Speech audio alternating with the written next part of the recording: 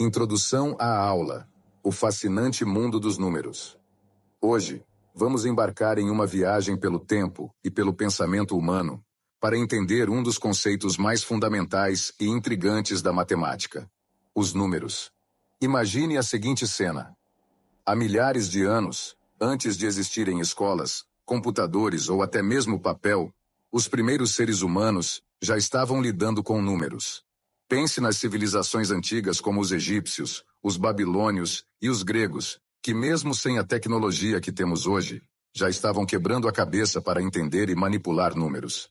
O que começou como simples marcações em pedras para contar ovelhas e grãos, evoluiu para algo muito mais complexo e profundo. Os números naturais e os inteiros. Primeiro, temos os números naturais. Esses foram os primeiros números que a humanidade conheceu. O que vocês acham que o ser humano começou a contar primeiro? Talvez pedras, animais ou até mesmo dias. Os números naturais, que são os números inteiros positivos, começaram a ser usados para descrever quantidades.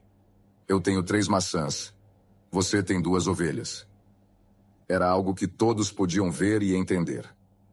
Com o tempo, porém, a necessidade de representar perdas e dívidas surgiu.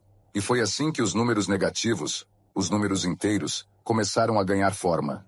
A ideia de que algo pode ser menos de 0 foi revolucionária e não foi facilmente aceita por muitas culturas. Acredite ou não, na Europa medieval, por exemplo, os números negativos eram vistos com desconfiança e até mesmo como inúteis. Mas claro, hoje sabemos que são fundamentais em muitas áreas do conhecimento. A descoberta dos números racionais e irracionais. Agora vamos falar de uma descoberta que abalou as estruturas do pensamento matemático: os números irracionais. Mas antes de chegarmos a eles, precisamos entender os números racionais. Esses números, como vocês sabem, podem ser escritos como frações, ou seja, como a razão entre 2 inteiros. Simples, não é? Mas no século V a.C., os matemáticos gregos descobriram algo que os deixou perplexos. Imagine um filósofo grego caminhando por Atenas, tentando calcular a diagonal de um quadrado com lados de 1 unidade. Esse filósofo, Pitágoras, quem já ouviu falar dele, descobriu que a raiz quadrada de 2 não podia ser expressa como a razão de 2 inteiros. Ou seja, não era um número racional. Ele havia descoberto o primeiro número irracional, e a história conta que essa descoberta foi tão perturbadora que ele tentou manter isso em segredo. Vocês acreditam? O simples fato de que números irracionais existiam mostrava que os números que eles conheciam não eram suficientes para descrever a realidade. Foi um verdadeiro choque para a matemática da época. A importância dos números irracionais. Mas não pensem que os números irracionais são apenas um detalhe curioso. Eles são extremamente importantes. O número π, que todos vocês conhecem, é irracional. Ele aparece quando calculamos a circunferência de um círculo e é vital em muitas áreas da ciência e da engenharia. Outro exemplo é o número e, que aparece em cálculos de crescimento exponencial, juros compostos, entre outros. Curiosidade rápida. Sabiam que existe um número irracional entre quaisquer 2 números racionais que vocês escolherem? Isso significa que, por mais que tentemos colocar os números em uma ordem bonita e organizada, sempre haverá mais números escondidos entre eles do que poderíamos imaginar. É como se a matemática tivesse infinitas camadas, sempre oferecendo algo novo para ser descoberto. Conclusão da introdução. Então, para finalizar essa introdução e preparar vocês para as questões que vamos resolver, quero que pensem em como esses conceitos, que começaram como pequenas ideias, cresceram para moldar o mundo como o conhecemos. Números racionais, irracionais, inteiros, todos têm seu lugar. E a nossa missão hoje é entender como eles se encaixam nesse grande quebra-cabeça chamado matemática. Agora que vocês conhecem um pouco mais sobre a história e a importância desses números, estão prontos para resolver algumas questões e explorar essas ideias mais a fundo? Vamos lá. E a forma simples de pensar sobre o que é que qualquer número que possa ser representado como a razão entre 2 números inteiros é um número racional. Por exemplo, qualquer número inteiro é um número racional. 1 pode ser representado como 1 sobre 1, ou como -2 sobre -2, ou como 10.000 sobre 10.000. Nesses casos, estas são representações diferentes do número 1, da razão entre dois números inteiros. E, obviamente, posso ter um número infinito de representações do 1 dessa forma, o mesmo número sobre o mesmo número. O número menos 7 poderia ser representado como menos 7 sobre 1, ou 7 sobre menos 1, ou menos 14 sobre 2, e poderia continuar indefinidamente. Menos 7 definitivamente é um número racional, pode ser representado como a razão entre dois números inteiros. Mas e quando falamos sobre números que não são inteiros? Por exemplo, vamos imaginar, vamos supor 3,75. Como podemos representar como a razão entre dois inteiros? 3,75 pode ser reescrito como 375 sobre 100, que é igual a 750 sobre 200. Ou dá para falar que 3,75 é igual a 3 e 3/4. Vou escrever que é igual a 15 sobre 4. 15 sobre 4. 4 vezes 3 é 12, mais 3 são 15. Dá para reescrever assim, que é igual a 15/4, ou como menos 30 sobre menos 8, apenas multipliquei o numerador e o denominador por menos 2, mas apenas para ser claro, é claramente racional. Estou dando vários exemplos sobre como pode ser representado como a razão entre dois inteiros. E quando temos dízimas periódicas? A gente vai pegar o que talvez seja a dízima periódica mais famosa. Digamos que a gente tenha 0,333 e continua infinitamente, o que pode ser denotado colocando esse pequeno traço sobre o 3. Isto é 0,3 periódico. Mais tarde a gente vai mostrar como dá para escrever qualquer dízima periódica como razão entre dois números inteiros, que claramente é 1/3, ou talvez tenham visto coisas como 0,6 periódico, que é 2/3, e há muitos outros exemplos. A gente vai ver que qualquer dízima periódica, não apenas uma dízima periódica com um dígito, mesmo se ela tiver 1 milhão de dígitos desde que o padrão comece a se repetir infinitamente, sempre poderão representar como a razão entre dois números inteiros. Sei o que está pensando. Nossa, você incluiu muita coisa, incluiu todos os números inteiros, todos os números decimais finitos e também as dízimas periódicas. Sobrou alguma coisa? Existe algum número que não seja racional? Provavelmente estão achando que tem. Caso contrário, as pessoas não teriam se dado ao trabalho de nomear esses números como racionais. E a verdade é que, como podem imaginar, na verdade alguns dos números mais famosos na matemática não são racionais. A gente chama esses números de irracionais. Irracionais. Relacionei aqui apenas alguns dos exemplos mais famosos. Π. A razão entre a circunferência e o diâmetro de um círculo é um número irracional. Ele é infinito. Nunca termina e nunca se repete de forma periódica. Um número racional aparece em vários lugares. A raiz quadrada de 2 é um número irracional. Φ. A proporção áurea é um número irracional. Coisas que acontecem na natureza são explicadas usando números irracionais. Agora vocês poderiam dizer, tá, estes são irracionais, eles são apenas um tipo especial de números, mas talvez a maioria dos números seja racional, e você apenas pegou alguns casos especiais. É importante perceber que apesar deles parecerem exóticos, e são mesmo sob determinadas perspectivas, mas eles não são incomuns. Na verdade, o fato é que sempre haverá um número irracional entre quaisquer dois números racionais. Poderemos continuar infinitamente. Na verdade, este é um número infinito, mas tem no mínimo um, e te dá uma ideia de que não podemos, na verdade, dizer que tem menos números irracionais do que números racionais. E em um próximo vídeo iremos provar que se eu tiver dois números racionais, racional 1, racional 2, haverá no mínimo um número irracional entre eles, o que é um resultado bacana, porque os números irracionais parecem ser exóticos. Outra forma de pensar é que calculei a raiz quadrada de 2, mas podem calcular a raiz quadrada de qualquer quadrado não perfeito e irão obter um número irracional. Se somarem um número irracional com um número racional, a gente vai ver isso depois. A soma de um número irracional com um número racional será um número irracional. A multiplicação de um número irracional por um número racional será um número irracional. Portanto, tem muitos números irracionais nesse mundão de meu Deus. Quais dos seguintes números reais são irracionais? Número irracional é um número que não é racional e significa que não dá para expressá-lo como a proporção entre dois números inteiros. Vamos ver o que tem aqui. Tem a raiz quadrada de 8 sobre 2. Se a gente calcular a raiz quadrada de um número que não é um quadrado perfeito, o resultado vai ser um número irracional. E se pegar esse número irracional e multiplicar ou dividir por qualquer outro número, ainda vou obter um número irracional. Então a raiz quadrada de 8 é irracional. Se dividir por 2, ainda obteremos um número irracional. Esse não é racional, ou em outras palavras, estou dizendo que é irracional. E tem agora π 3,14159, ele continua indefinidamente sem se repetir, e é irracional, talvez o mais famoso de todos os números irracionais. 5,0.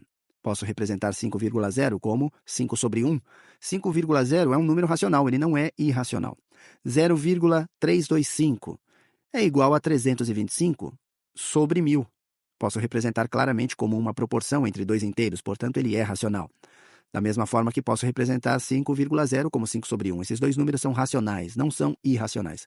Aqui tem o 7,77777 que se repete infinitamente. E a maneira como a gente denotou isso, dá para falar que esses pontos significam que o 7 continua indefinidamente. Ou daria para dizer 7,7 com uma barra em cima do último 7. Essa barra mostra que a parte do 7, o segundo 7, continua se repetindo indefinidamente. Se a gente tem uma dízima periódica, em outros vídeos vamos converter em frações, mas uma dízima periódica pode ser representada como uma proporção entre dois números inteiros. Assim como 1 sobre 3 é igual a 0,333 e assim por diante, ou poderia dizer assim, 3 periódico. A gente pode fazer a mesma coisa, não vou fazer, mas ele é racional, então não é irracional. 8,5, bom, é igual a 8,5, é igual a 17 sobre 2, portanto claramente é racional. Assim, os únicos dois números irracionais são esses dois primeiros.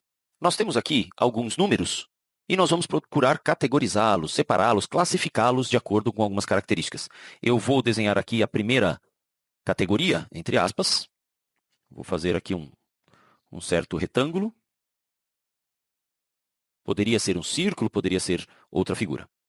Neste espaço eu vou colocar os números que podem ser escritos como uma fração de inteiros, ou seja, um inteiro sobre outro inteiro, naturalmente, com um denominador diferente de zero. E esses números serão chamados de números racionais, porque eles são a razão entre outros dois números inteiros. São, então, os números racionais. Aqueles que não podem ser representados como uma fração de dois inteiros, nós vamos chamar de números irracionais. Os tamanhos dos retângulos não indicam qual categoria é maior ou menor, isto é só uma representação separando por categorias. Inclusive porque existem infinitos números racionais e também infinitos números irracionais. Nos racionais, nós temos também os números inteiros. Os números inteiros são números que não precisam ser escritos na forma de uma fração ou de um número decimal. São os números inteiros. E um subconjunto dos inteiros são ou é composto pelos números naturais. Os números naturais são os números inteiros não negativos. São os números naturais. Dos números acima, quais se encaixam melhor em cada conjunto, em cada, entre aspas, categoria, classificação? Sugiro que você pause o vídeo para tentar organizar isso sozinho. Muito bem, vamos começar aqui pelo 3. O 3. O 3 é um número que é a mesma coisa que 3 sobre 1. Então, seria uma fração de inteiros, portanto, pertence ao conjunto dos números racionais, mas ele não precisa estar escrito na forma de fração, portanto, ele pode ser escrito como um número inteiro. Mas ele é não negativo, então onde ele se encaixa melhor é no conjunto dos números naturais. Então, o número 3 é um número natural, por sua vez também é inteiro e também é um número racional. Vamos ao próximo. Menos 5 é um número que pode ser escrito na forma de fração, mas não precisa ser escrito na forma de fração, então é um número inteiro. E por ser negativo, não pode ser natural. Então, menos 5 pertence ao conjunto dos números inteiros. Menos 5 é um número inteiro, também, portanto, um número racional, mas não é um número natural por ele ser um número negativo. 0,25 é um número que pode tranquilamente ser representado por meio de uma fração de inteiro, seria 25 centésimos, 25 sobre 100. Mas é um número que precisa ser escrito na forma de fração, não dá para dispensar, você pode simplificar e não vai chegar a um número inteiro, portanto, ele se encaixa perfeitamente aqui. Ele é um número racional, que não é inteiro e nem natural.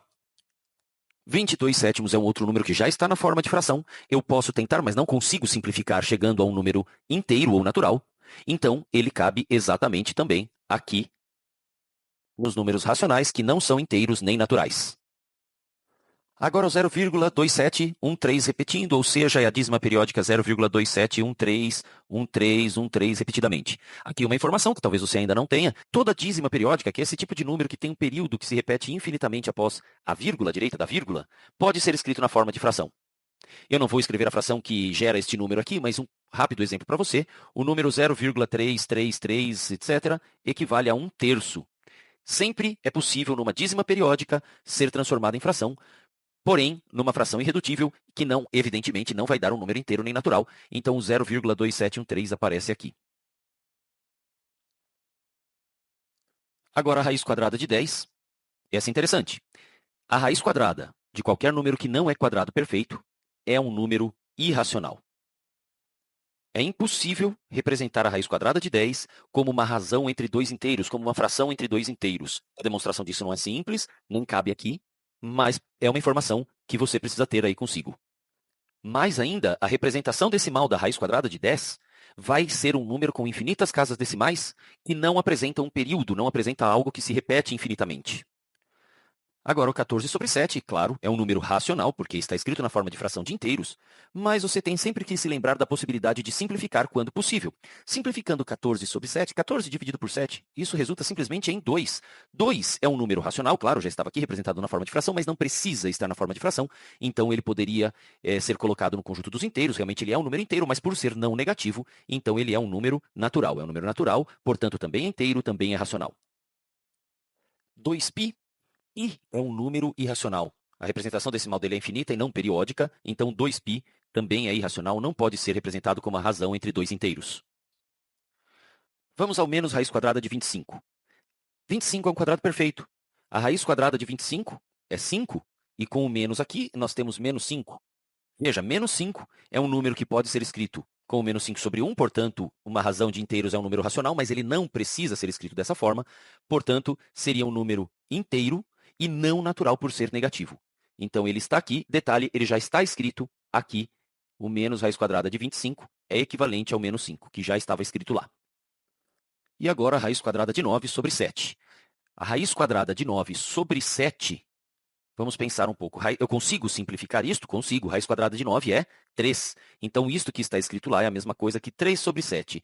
3 sobre 7 é um número racional, porque é a fração de dois inteiros, e ele não pode ser escrito sem usar a forma racional ou de um número decimal, sem usar a forma de fração ou de um número decimal. Portanto, ele é racional, mas não é inteiro. Então, ele seria colocado aqui no grupo dos não inteiros. Acabamos com estes números, mas eu vou colocar agora um outro para você. Π sobre π. O que seria este? Bem, π é um número que, dividido aqui por ele mesmo, um número dividido por ele mesmo resulta em 1. E 1 é um número natural. Então, π sobre π aqui estaria como um número natural, equivalente a 1. Esta é uma maneira bem fantasiosa de dizer 1. A qual conjunto de números o 3,4028 repetindo pertence? E antes mesmo de responder a essa questão, vamos pensar sobre o que isso representa, especialmente o que essa linha no topo significa. Essa linha no topo significa que o 28 continua se repetindo. Eu poderia expressar esse número como 3,4028, mas o 28 continua repetindo. A gente poderia continuar escrevendo esses números para sempre. E, obviamente, é mais fácil escrever essa linha em cima do 2,8 para indicar que ele fica se repetindo. Agora vamos pensar sobre qual conjunto numérico ele pertence. O conjunto de números mais abrangente que já lidamos até agora é o de números reais e definitivamente pertence aos números reais, que são essencialmente todos os números que estamos acostumados a usar. E 3,4028 repetindo fica em algum lugar aqui. Se esse é um negativo, esse é 0, 1, 2, 3, 4. 3,4028 é um pouco menor que 3,4, um pouco maior que 3,41. Ficaria aqui, definitivamente fica na reta numérica, é um número real. É definitivamente um número real.